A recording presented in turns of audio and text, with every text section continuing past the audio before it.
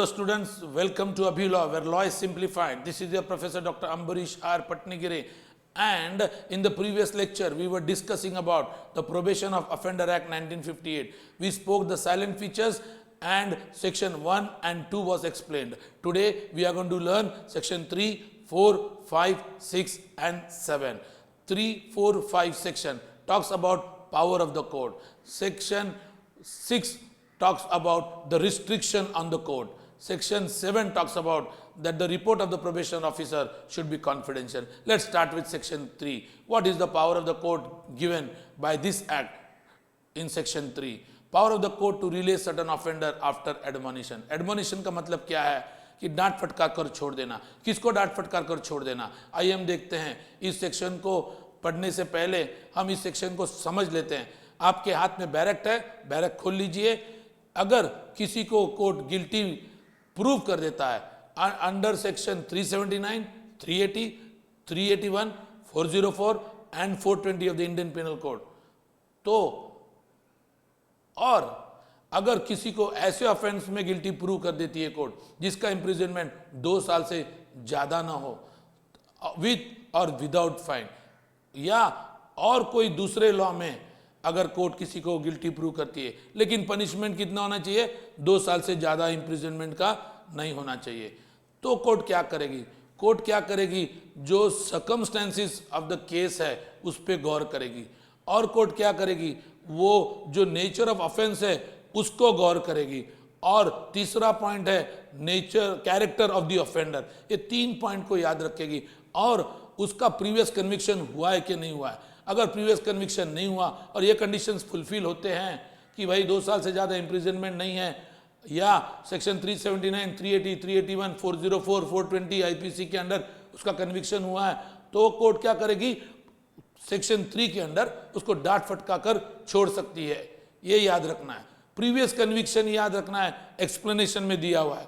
Previous conviction means a previous order made against him under this section और section 4. मतलब उसके पहले ये सेक्शन के अंडर कोई ऑर्डर पास नहीं होनी चाहिए उसके खिलाफ. आइए अब हम सेक्शन 4 की ओर देखते हैं. Power of the court to release certain offender on probation of good conduct. अब क्या है? सेक्शन 3 ने क्या कहा? डांट फटकार कर छोड़ दो. सेक्शन 4 क्या कहता है? उसको प्रोबेशन पर छोड़ दो ऑफ गुड कंडक्ट. मतलब कोर्ट उसको रिलीज कर सकता है ऑफेंडर को.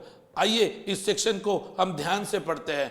Sub section 1, when any person is found guilty of having committed an offense not punishable with death or imprisonment of life, the court by which the person is found guilty is of opinion that having regard of the circumstances of the case, including the nature of offense and the character of the offender, it is expedient to release him on probation of good conduct.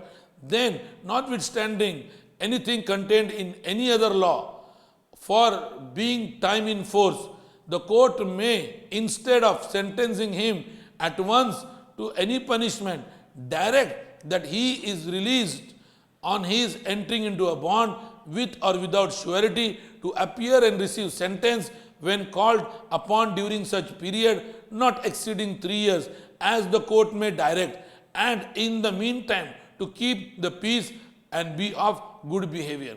क्या कहा section 1 में? हम इसको समझ लेते हैं. अगर किसी को कोर्ट ने गिल्टी प्रूव कर दिया, लेकिन उसका पनिशमेंट जो है डेथ का नहीं है, लाइफ इंप्रिजनमेंट का नहीं है, तो कोर्ट क्या करेगी? अगेन सबसे इंपॉर्टेंट पॉइंट कंसीडर करेगी.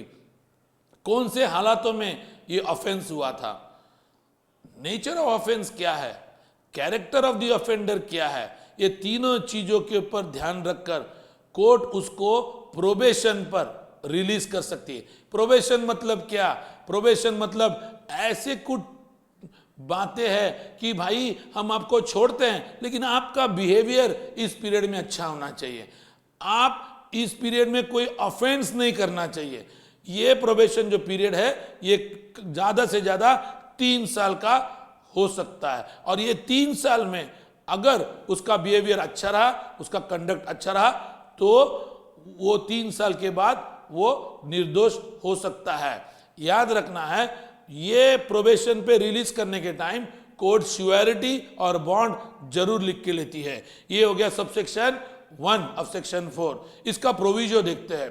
Provided that the court shall not direct such release of an offender unless it is satisfied that the offender or his surety, if any, has a fixed place of abode or regular occupation in the place over which the court exercises jurisdiction, or in which the offender is likely to live during the period for which he enters into the bond। इसका मतलब क्या है कि जो surety वाला है दिया है या जो ऑफेंडर है, दोनों में से एक का परमानेंट घर होना चाहिए, ओके, या कोई ऑक्यूपेशन होना चाहिए, और वो यहां पर होना चाहिए जिस एरिया में कोर्ट के पास ज्यूरिडिक्शन है। ये एक कंडीशन है अंडर विच सेक्शन 4 में सबसेक्शन 1 में कोर्ट किसी को भी प्रोबेशन पर गुड कंडक्ट के रिलीज कर सकती है।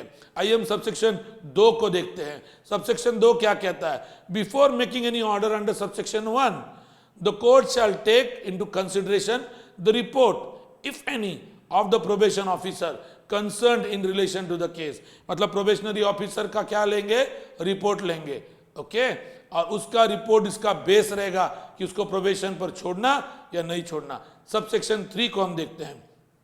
When an order under subsection 1 is made, the court may, if it of the opinion that in the interest of the offender and of the public it is expedient so to do, in addition pass a supervision order directing that the offender shall remain under the supervision of a probationary officer named in the order during such period not being less than 1 year as may be specified therein, and may in such supervision order impose such condition as it deemed necessary for the due supervision of the offender। Subsection 3 क्या कहता है? जिसको subsection 1 में probation of good conduct के ऊपर release किया, उसको किसी के सुपरविजन में रखना, क्या काय के लिए रखना? ऑफेंडर के भलाई के लिए। काय के लिए रखना? पब्लिक के भलाई के लिए, ताकि उसके ऊपर सुपरविजन और मॉनिटरिंग हो। वो किसका होगा? प्रोबेशनरी ऑफिसर का होगा। कितने साल के लिए? कम से कम 1 साल। 1 साल तक वो किसी सुपरविजन के अंडर रहेगा, और उसमें अगर कुछ कंडीशंस चाहिए तो वो कंडीशंस भी लिख देगी। उस ऑर्डर में उसका प्रोबेशनरी ऑफिसर कौन रहेगा, किसके अंडर वो सुपरविजन में रहेगा, वो भी कोर्ट मेंशन करेगी। आइए हम सबसेक्शन 4 की ओर देखते हैं। सेक्शन 4 का subsection 4, the court making and supervision order under subsection 3 shall require the offender before he is release to enter into a bond with or without sureties to observe the conditions specified in such order and such additional conditions with respect to residence, absenteeism from intoxicant, मतलब कोई भी गलत चीज, drugs या alcohol कोई भी वो consume नहीं कर सकता, और any other matter as the court में having regard to the particular circumstances consider fit to impose for preventing a repetition of the same offense or a commission of other offenses by the offender। मतलब क्या है? Clear है कि उसको bond पे release करेगी, with surety release करेगी, उसके ऊपर कंडीशन डालेगी। एक कंडीशन है जो उसका रेजिडेंस का है कि वो उसका रेजिडेंस का एरिया छोड़कर नहीं जा सकता without the permission of the court, एक कंडीशन हो सकता है। दूसरा कंडीशन ऐसा है कि भाई कोई भी इंटॉक्सिकेंट का सेवन वो नहीं करेगा। तीसरा बात ये है कि अगर कोर्ट को लगता है कि ऐसा कोई दूसरा कंडीशन डाले जो जरूरी है ताकि वो वही जो ऑफेंस उसने किया है वो फिर से एक बार ना करें या कोई दूसरा ऑफेंस ना करें, इसके लिए भी वो कंडीशन डाल सकता है। ये हो गया सबसेक्शन 4। अब हम सबसेक्शन 5 की ओर आते हैं। The court making a supervision order under subsection 3 shall explain to the offender the terms and condition of the order and shall forthwith furnish a copy of the supervision order to each of the offender, the surety and if any the probation officer concerned। मतलब क्या है? जो order उन्होंने subsection 3 में बनाई हैं वो offender को एक्सप्लेन किया जाएगा, उस श्योरिटी को बताया जाएगा, टर्म्स कंडीशन की कॉपी दी जाएगी श्योरिटी को, और उसके साथ जो प्रोबेशनरी है ऑफिसर है उसको भी इसकी एक कॉपी फर्निश की जाएगी। आइए हम तीसरे पावर को देखते हैं जो सेक्शन 5 में लिखा हुआ है। Power of court to require release offender to pay compensation and cost. इसका मतलब क्या है? जिसको कोर्ट प्रोबेशन पर रिलीज कर रही है उसको कॉम्पनसेशन और कॉस्ट देना पड़ेगा। सबसेक्शन 1 कहता है the court directing the release of the offender under section 3 और section 4 may if it think fits make the at the same time further order direct him to pay the two things he need to pay. One, such compensation as the court thinks reasonable for loss or injury caused to any person by the commission of the offense. B, such cost of the proceedings as the court thinks reasonable. दो चीज के compensation और cost उसको देने पड़ेंगे. एक, दो जो loss हुआ है या जो इंजरी हुई है विक्टिम को, उसका कॉस्ट देना पड़ेगा, कॉम्पनसेशन देना पड़ेगा, और जो खर्चा हुआ है वो खर्चा भी जो कोर्ट का है उसको वो देना पड़ेगा. ये हो गया सब सेक्शन 5 का सबसेक्शन 1. आइए उसके बाद हम सबसेक्शन 2 देखते हैं. The amount to be paid under section 1 may be recovered as fine in accordance with the code of the provision 386 387 of the code. ये जो सेक्शन 386 है और 387 है, ये दोनों सेक्शन जो है ये 1898 का है. याद रखना है, आपके पास जो बैर एक्ट है सीआरपीसी का, उसमें लिखा हुआ है कि ये सेक्शन के कॉरेस्पॉन्डिंग सेक्शन 1973 के कौन से है. उस 1973 के सेक्शन को आपको देखना पड़ेगा, 386 और 387 के. उसके बाद नेक्स्ट है subsection 3, a civil court trying any suit arising out of the same matter for which the offender is prosecuted shall take into account any amount. मतलब सिविल सूट भी है, क्रिमिनल भी चल रहा है, और क्रिमिनल में अगर कुछ कॉम्पनसेशन और कॉस्ट उसने भर दिया तो सिविल मैटर में वो कोर्ट ये जो कॉम्पनसेशन कॉस्ट भरा है उसको ध्यान में रखेगी ऑर्डर बनाने के वक्त. हम देखते हैं सेक्शन 6. सेक्शन 6 कोर्ट के ऊपर कुछ रिस्ट्रिक्शन लाता है. किसके बारे में? जो ऑफेंडर 21 ईयर्स के एज के बिलो है. याद रखना है 16 ईयर्स के बिलो वो होता है जुवेनाइल. 16 to 21 ये प्रोबेशनल ऑफेंडर में इसके लिए स्पेशल प्रिविलेज है. आइए हम देखते हैं सबसेक्शन 1 क्या कहता है.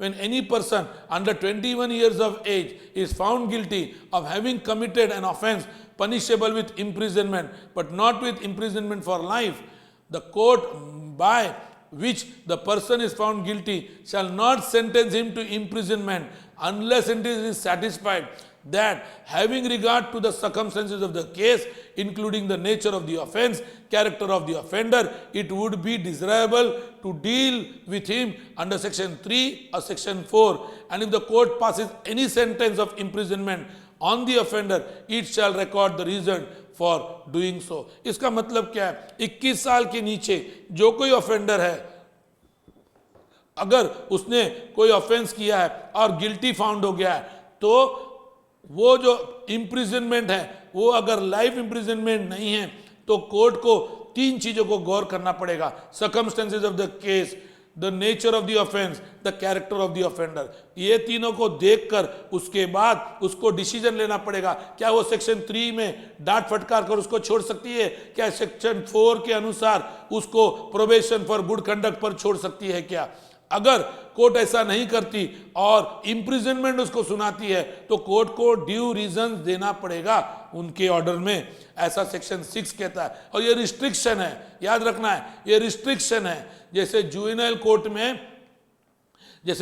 कोर्ट में प्रिजम्पशन ऑफ इनोसेंस है.